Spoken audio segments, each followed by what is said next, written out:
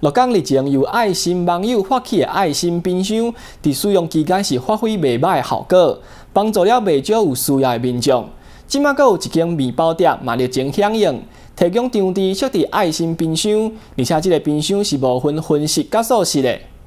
冰箱内底是放了袂少的爱心物资。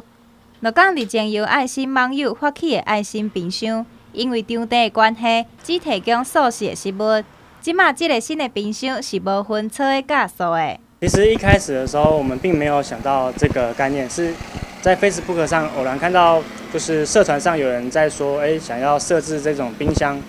来就是提供给一些弱势或者是需要一些食物的朋友这样子。然后我们就想说，我们刚好要在鹿港设一个面包店这样子，然后我们还有空间，就觉得说，其实这个概念也是很好。我们想说，就是可以放冰箱这边，然后给大家来拿食物，然后我们也会多做一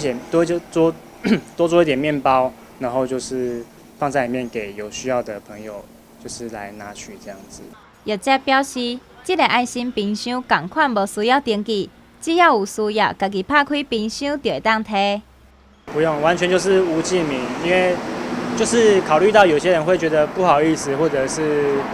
就是拍谁啊那，然后我们就是你想拿就可以来拿这样子，对，完全就是自由。业者表示，伫咧胜利这几天内，有真侪民众拢会摕物件来放，定定会出现放袂落的状况，这嘛看会出来。鹿港的乡亲大家拢真有爱心。新中华新闻蔡中清鹿港采访报道。